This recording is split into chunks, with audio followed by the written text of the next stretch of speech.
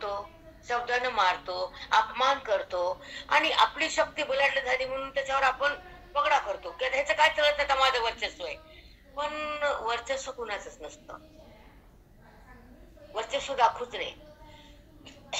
का तर प्रत्येक हा परमात्माच आहे, प्रत्येकामध्ये ईश्वरच आहे. तुम्ही त्यांचा अपमान केला म्हणजे त्यांचा नसतो, तो भगवंताचा अपमान असतो. म्हणून भक्ताला छळलेलं भगवंताला कधीच आवडत नाही, तो काही ना काही दाखवतो हात, असं असते. म्हणून आसुरी संपत्ती आणि दैवी संपत्तीचं जेव्हा 16व्या अध्यायामध्ये भगवंतांनी निरूपण केलं आणि अर्जुनाला सावध केलं आणि दुर्योधनाचं वर्णन त्याच्या समोर झालं की तो असुर आहे, त्याला मार. कळालं त्याचा शेवट काय ते, की असुर आहे त्यांना नाश करावा लागतो. तू दैवी, तुला ज्ञान सांगावं लागतं. कळालं मग प्रगते, तू कसा आहे दैवी संपत्ती आणि तुला प्रेम आहे मला. भगवंताला असुर लोकांचं प्रेम नसतं, त्यांच्या नाशाकरता त्यांचा अवतार असतो. आता अजून काय सांगायचं, असुरांच्या नाशासाठी राम प्रगट झाले ना, त्यांना गरज नव्हती प्रगट व्हायची.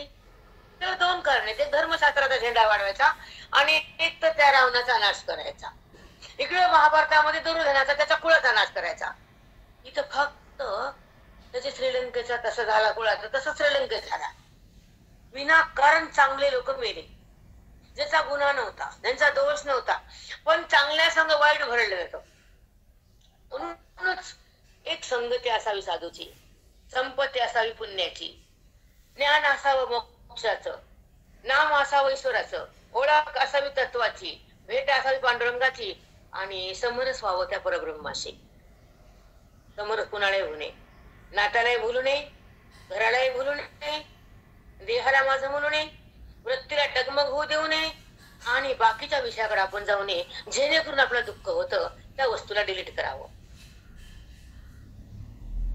आता तेच बोलले की दुर्लक्ष, की ज्याच्या आता इस्तोय. तुम्हाला एक उदाहरण देते, असुरी म्हणजे इस्तूच, अग्नीसारखं ते बोलतात काही शब्द लोकांना, म्हणून असुर म्हणले ना. जेव्हा आपण तवा तापला कडशी धरतो मग तिकडची असती, तर तवा तापला पण आपल्याला काही त्रास देत नाही, पण डायरेक्ट हात लावला की हात भाजून निघतो ना. आज एकच मिनिट मी रस्त्याला फक्त फोन होता आणि थोडस विचारत होते, परत मग तुमच्या चित्तात आलं, अज्ञान गेले ना. तुम्ही भेऊ नका, ज्ञान फार सोपं आहे, तुमचा संसार फार कठीण आहे, पण तुम्ही ते आवडीनं करता. मग तेवढं परमार्थ आवडीने केला तर भगवंत दूर जातच नाही. पण तेवढी आवड व्हायला प्रगाढ पुण्य, प्रगाढ यत्न, खूप कष्ट करावं लागतं. आता येताना मला कोणतरी भेटलं आमच्या येताना, ते म्हणजे कमी करतो आणि दुसऱ्यासाठी अति करतो, दुसरे शब्द आपण हृदयात घेतो, परमात्माचं ज्ञान बाहेर टाकतो, बिनकामाचं गोळा करतो खडपसारा. आता हे जेव्हा आता कालचाच प्रसंग आहे की जेव्हा आम्ही चॅप्टर तुम्ही गेले, म्हणजे तो सांगतो त्याचा अभंग आहे, मी एकला जळतो चिता, चिता जळती एकटीच जळती, सगळ्या ते सोडून तुम्ही थांबते. मग तसं एकट्याचा उद्धार आपणच करून घ्यायचा. हे तर जाणारे हे रोज लक्षात ठेवायचं, या तिथे नेऊन ठेवायचं आणि ही जागा तिथलीच राखायची. ही जागा आपली नाही तर हे नातं आपलं नाहीच आहे. नातं क्षणिक आहे. अज्ञान, अज्ञान म्हणजे काय, असुरी म्हणजे काय, देह म्हणजे काय, हा देह 5 भूताचा आहे. एकत्र येतात, बाजूला जातात. कधी मेला आणि कधी आला, आला म्हणलं तरी भूतच आहे आणि गेला म्हणलं तरी भूतच आहे. मग दुःख कशाला, बरोबर आहे का चुक? मी काय सांगेले की पंचभूताचा गोंधळ केला एके ठाई मेळ, लाविला सबळ अहंकार त्या पाठी. म्हणजे ते पंचभूताला माझं म्हणतो, लाविला सबळ अहंकार त्या पाठी, तेथे काय मिते माझे कोण वागविते ओझे, देहा केवी बा रिजे, हे काळाचे भातुके. भातुके म्हणजे अन्न, ह्याला काळ खाणारे, ह्याला माझं का म्हणतो आणि ह्याला कुणी बोलत त्रास का करून घेतो. खुशाल बोलू दे, लक्ष द्यायचं नाही. आता शेजारी भांडायला लागलं बघतो का आपण. एक माझी मैत्रीण होती, मंदिरात जायची मी, पाठाला पहिला असणार होते. ही वृत्ती जी म्हणते ती अज्ञान वृत्ती असते आणि मी परब्रह्म आहे ही ज्ञान वृत्ती असते. पण ही वृत्ती सोडायची ती पण वृत्ती सोडायची. वृत्तीच्या पलीकडे जायचं, गुणाच्या पलीकडे जायचं आणि पंचमहाभूताच्या सोडून त्याच्या अगोचर राहायचं. ही भाषा न वेदांती असते, गोचर आणि अगोचर. विषयाचा संबंध करून होणार ज्ञान वृत्तीचं, त्याला गोचर म्हणते. आणि वृत्ती नाही, विषय नाही, जगत नाही, भगवंत अगोचर, तिथं काहीच नाही, फक्त तो आहे.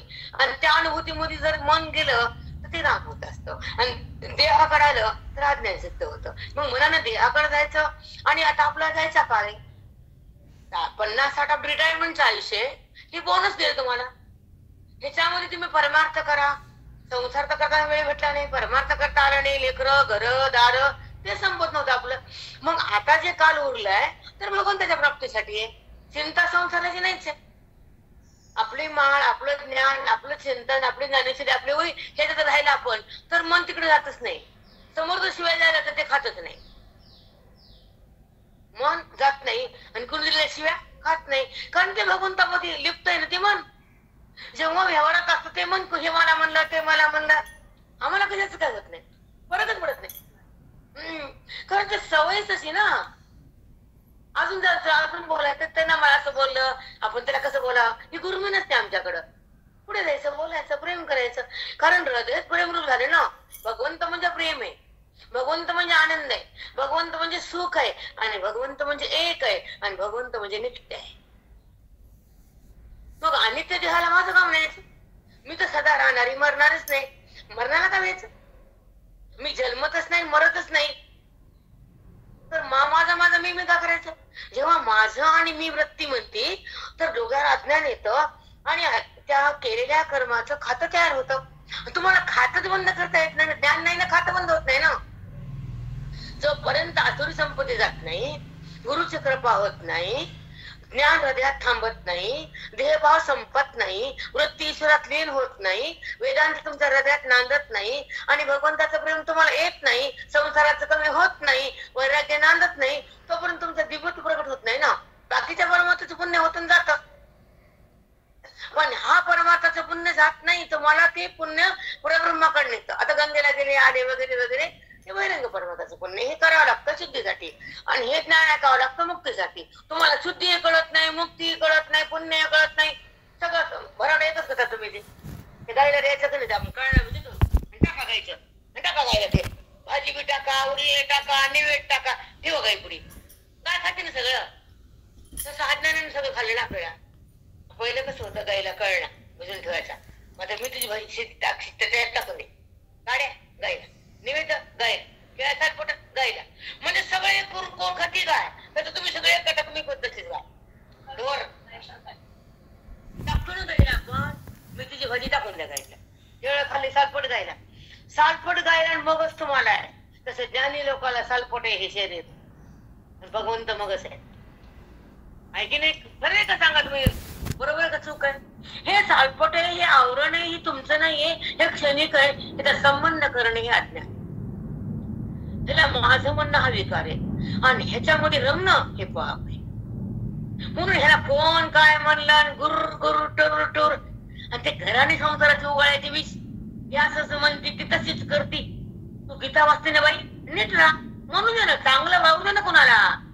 चांगल्यात दोष बघायचा, वाईटात तो व्यवहार बघू नको. तू व्यवहाराच्या पुढे जाणं म्हणजे ज्ञान रूप होणं. समजते भाषा?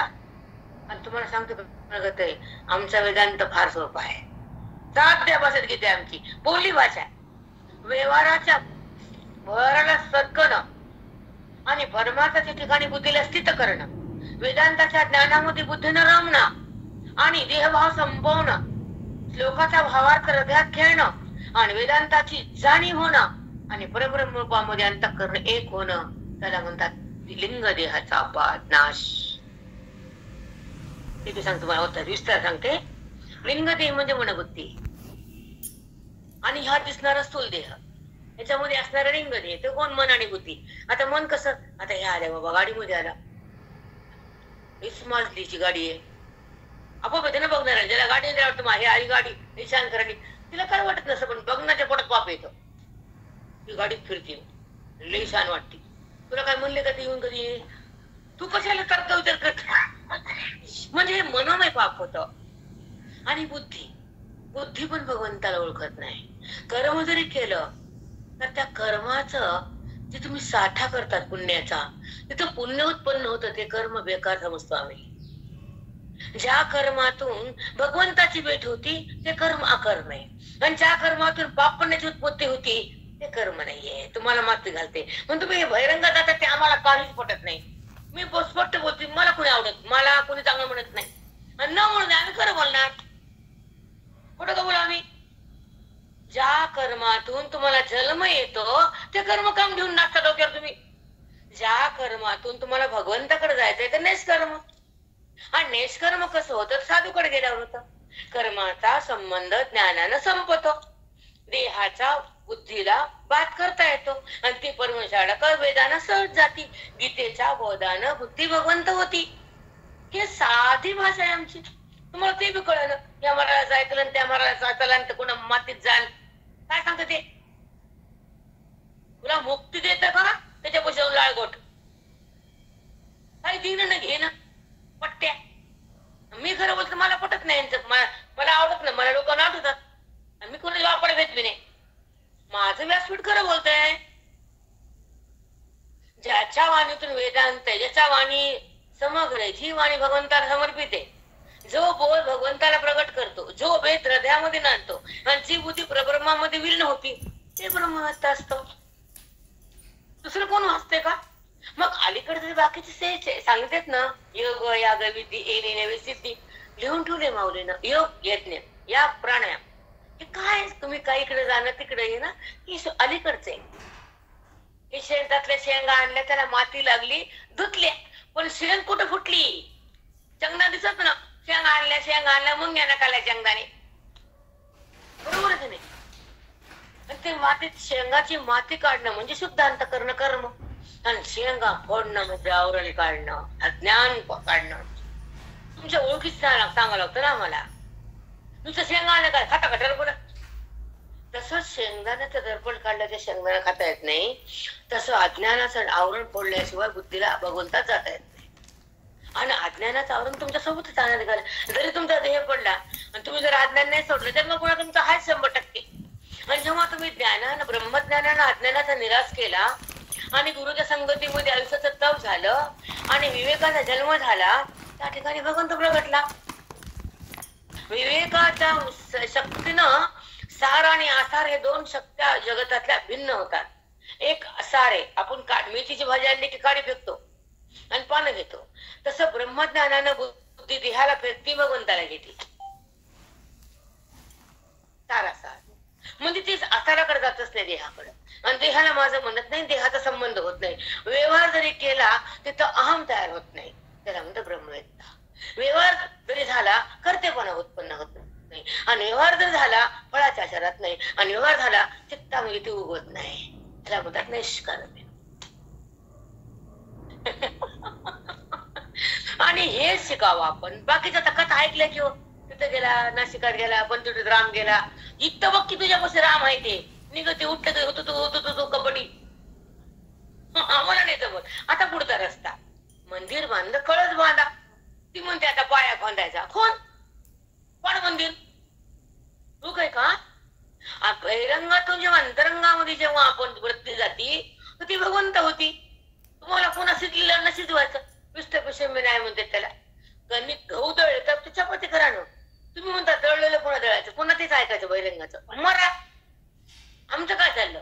आता कणिक जर झाली तुमच्यापाशी आली अंतरंग, चपाती करून पोट भरतं ना. तसं ब्रह्मज्ञानानं बुद्धी भगवंत होती ना. कशानच होत नाही बुद्धी भगवंत, फक्त ब्रह्मज्ञान. ते कर्म धर्म इकडे गेली, कपड्यात गेली, कुठं झाडाखाली आली, ते जमत नाही. भाषा ते भाषा, वेद ते वेद. वेद सर्वम खलुदम ब्रह्म नेहना नास्ति किंचन. सगळा तो एकच आहे, तुझ्या आतच आहे, सगळा व्यापकच आहे. आणि त्या बुद्धीने हे पक्का निश्चय केला पाहिजे. बोलून बिन ऐकून फायदा नाही. आणि तुमचं तर मरुष्य संसार तुटत नाही. तुम तशी म्हणलीन, पोरगी अशी म्हणलीन, शेजार तसं बोलला, पुण्या उचित घराने अशी होती. अगं घरातली मोठी लोक टाकू नको तू तर बरोबर आहे. ती अशीच करते, ती तशीच करते, कवर ती 60 वर्ष झाली, तुले जायचं लाकडं पुढे गेले. तू काय सगळे जगाला माहिती ना, माहिती ना आपण काय ते. लोकांचं उठणं उघड बसून एकच शिकावं की आत्मज्ञानाचा लाभ घ्यावा, भगवंताला प्राप्त कसं करावं ह्या श्वासातून शिकावं. हे श्वास बेकारला ना म्हणजे आयुष्य व्यर्थ राहणं. ह्या श्वासातून तपश्चर्या, ह्या श्वासातून उपासना, ह्या श्वासातून अज्ञानाची निवृत्ती, आणि ह्या श्वासातून भगवंताची प्राप्ती. रमता जीवनमुक्ती. या पोराचं कसन, त्या पोरीचं कसन, तुझं बघ ना. गौऱ्या पुढे गेल्या, पोरात लक्ष दिली. आता फक्त आपला उद्धार, फक्त आपली स्थिती. कोणती स्थिती? आत्मस्थिती. मग त्या स्थितीत मी आहे की नाही? वृत्तीचा बाध झाला की नाही? भगवंताची सोबत आली की नाही? आत्माऐक्य झाले की नाही? जगताचं भान गेले की नाही? परब्रह्म प्रगट झाले की नाही? माझ्या जन्मामधली जी वासना होती, ज्या वासनेने मी जन्माला आले, ती वासना ब्रह्मज्ञानानं समूळ नाश पावती. त्याला म्हणतात इच्छा. आणि ती इच्छा ब्रह्मज्ञानानं समाप्त होती. अंतःकरण संपून जातं, विलय पावतं. इच्छा कुठून तयार होईल सांगा? चूक बोलायला कमी. अंतःकरण संपलं, ती इच्छा कोण करल? मग ब्रह्मज्ञानामध्ये अंतःकरण राम झालं. आता राम इच्छा करते का? त्याने सोडलं तिला रामात, वनात नेऊन. काय काय त्याला बायको का घर का दार? असं ते माईला म्हणतो, तुझ्यामुळे मला मरणात राहता आलं, असुराला मारता आलं, ऋषीपूचे राहता आलं. असा कधी विचार करतो का आपण? कुणी त्रास द्यायला उपकार म्हणा, त्याच्यात मन निघत. पुन्हा ते घोटायचं घोटायचं बाजून घोटल्यावर कळतं का? येड रताळ येड.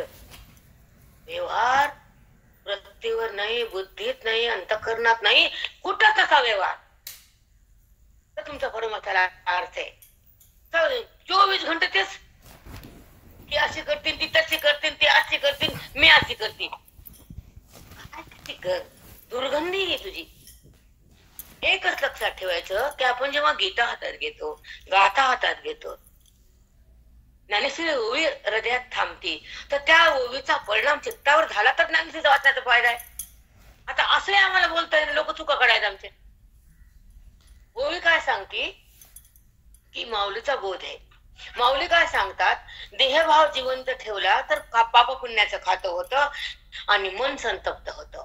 भगवंतापासून आपण संबंध भगवंताशी आहे, आपण देहा संबंध केला आणि तो देहा संबंध आता हे आपल्याला त्यांना जायचं, मला जायचं, पण जाताना जेव्हा ती वासना तुमच्यासोबत असती, हिनं असं केलं त्यानं तसं केलं, ते कोण काय करतं त्याचं माप भगवंत त्याला देतो. फक्त सहन करायचं आणि सहन करायचं. जेव्हा जेव्हा सहन करण्याची ताकद येते ब्रह्मज्ञान निघते. बोलून नाही, ऐकून नाही. संतांच्या संगतीमध्ये, बोधाच्या शक्तीत आणि वेदाच्या व्याप्तीत आणि ग्रंथाच्या तपामध्ये आपलं अंतःकरण निर्भीड होतं. कोण काय बोललो, कोण काय म्हणलं, काय मला आहे, काय मला नाही, हे विचार करत नाही. ते अंतःकरण भगवंताचा विचार करतं. त्या अंतःकरणामध्ये प्रभुराम प्रगट असते. ते अंतःकरण ईश्वराशी समर्पित असतं. व्यवहारामध्ये ते नसतंच, त्यालाच ब्रह्मवेत्ता म्हणायचं. पण आपण त्या अवस्थेत जात नाही म्हणून आपल्याला कष्ट करावं लागतात. आज तुमच्याकडे 100 रुपये, तुम्हाला घर बांधायला 1 कोटी लागते, तर तेवढे कोटी होतं ते रुपये जमा लागतात ना. तसं भगवंताच्या प्राप्ती होतं परमा जमा करावा लागतो. बरोबर आहे बेटा? आता किरायाच्या घरातून आपल्या हक्काचं घर जायचं आपल्याला, हे किरायाचे भगवंत नेणार आहे. पण जेव्हा माऊली म्हणतात की माझं घर चिदानंदी, ज्ञानदेव म्हणे घर चिदानंदी, का समाधी मागितली माऊलींना? आता नको, माझं कार्य झालं. इथं तर 90-95 व्हायचं, ते म्हणते मनात कुठे पण तो कुठे गेला, बोलवा त्याला, बोलवा त्याला, बोलवा. काय मला त्याचं नाव घ्यायचं आणि त्याच्या स्थितीमध्ये जायचं, माझ्यासमोर कोण नको. आमचे महाराज भिंतीकडे तोंड करून देह सोडला, माझ्यासमोर कोणी येऊ नका म्हणते. आज आमच्या गुरु सप्ताह, आपल्या गुरुजींचा काय अवस्था होती विधेय महात्मा. तो न कपड्याचं भान, न कशाचं नातं का गोत का लग्न का सुख, जगासाठी जगले. ह्याचं ध्यान तुम्ही काहीतरी. काय होते गुरुजी? हिरा होते, ज्ञानाचा हिरा, 4 वेदाचं रत्न होतं ते सोडून दिलं आणि 10 लिंग थोबाड घातलं. अरे तुझ्या गुरुजी कुलातले प्रकाश ज्ञान सूर्य तो जगाचा, ते सोडलं 15 लिंग. अरे एकच बरं, नबुद्धीवर 10 करते का? एकच. तसं तिथं वेदांत मिळतो, ब्रह्मज्ञान मिळतं, हृदयामधलं अज्ञान जळतं, वृत्ती भगवंतामध्ये जाऊन थांबते, कर्मातून निघते, जगताचा वाद होतो, व्यवहार बाजूला जातो आणि बुद्धीचं भगवंताचं मिलन होतं. तेव्हा मोक्ष पदरात येतो. तोपर्यंत नाही. तुमच्या कर्मानं मोक्ष मिळतोय काही ना, ते पूरक आहे फक्त. ते कर्म तिथपर्यंत ज्ञाना शुद्धीसाठी आहे, मुक्तीसाठी कर्म नसतं. मुक्तीसाठी ज्ञान आहे, त्याचा संघ आहे, ज्ञानेश्वरी आहे. आत्मचिंतन आहे, आपला पाठ आहे नित्यपाठ, नावच नित्यपाठ. मला 2 दिवस बेचैन झालं. आता मला उठता येईन, पलंगावरून बसता येईन, ग्रंथ धरता येईन हातात. तर पट्टी आज काढली मी, बरोबर मलाही पट्टी काढ, जखम ओलली वाहिली, 3 टाके पडायसारखी जखम होती. मला असुरी संपत्ती देवी संपत्ती, ह्या उपाधी मध्ये गुप्त चैतन्य असे सर्वगत ते तत्वज्ञ संत स्वीकारिती. त्या उपाधी माझी गुप्त चैतन्य असे सर्वगत ते तत्वज्ञ संत स्वीकारिती. बाकी काही स्वीकारत नाही, न ध्येय, न नात, न शब्द, न व्यवहार, न कुठला पसारा. एक स्वीकारतात, गुप्त आहे. या उपाधी माझी गुप्त चैतन्य असे सर्वगत ते तत्वज्ञ संत स्वीकारिती. त्यातला शोकाळ्यांच्या पुढे बघा त्याचा स्वीकार करावा बुद्धीने, तर तो ज्ञानी. व्यवहाराकडे येऊ नये बेटा दीपा, देहावर येऊ नये. भगवंताकडे गेलं तर गुरुजी गुरुजी चित्त सांभाळा, मोक्ष हातात द्या, जन्म सार्थक लावा, श्वासाचं कल्याण करा, अज्ञान भस्म करा, दोष बंद करा, पाप असेल तर माफ करा, दोष असेल तर साफ करा, तुमच्या चरणात मध्ये सुखाचा धरा, मोक्ष काय आहे त्या अनुभवाला येऊ द्या, वेदांत हृदयात नांदू द्या, जे अफाट ज्ञान तुमच्या चित्तात ठेवू द्या, त्या ज्ञानामध्ये हृदय एकरूप होऊ द्या. एवढंच मागायचं गुरुजींना, दुसरं काय मागायचं आपण. हा जन्मामध्ये आपलं लेकरं बाळ घर म्हणतो, तू मी करतो, घराने करतो. 60 वर्ष झालं तर घराने करायचे का आपण लोकांपाशी आपल्या सुनाचे? सांगा ना तुम्ही. आता एकच करायचं, त्याला मागायचं की बाबा आता मुक्त कर, आता ही वासना बंद कर, आणि तुझं माझं जे नातं आहे, तुझं माझं जी संगती आहे, तुझी माझी जी सोबती आहे, ती भोगू दे,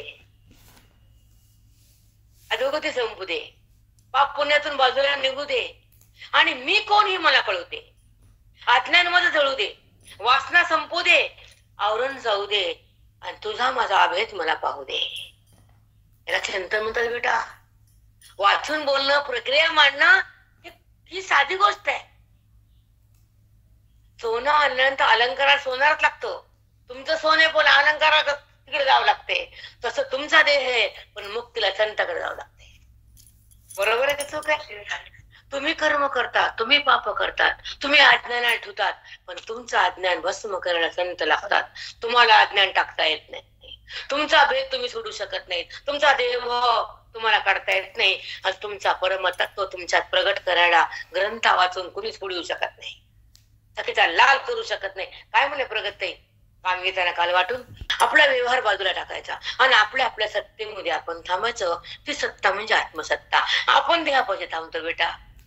देह ते चालविणार आहे, त्यानं दिलाय, त्याला म्हणायचं बाप्पा तू सांभाळ, आता मला काही माहित नाही, पण तुझं नाव येऊ दे, तुझं ज्ञान हृदयात राहू दे, तुझी ओळख मला होऊ दे, माझं प्रारब्ध कसं आहे तुला माहिती, तू काय नीटनेटकं कर, नाही तर काय करायचं कर, पण तुझ्या ओळखीकडे आलो तर भगवंत प्रारब्ध पण बाजूला करते.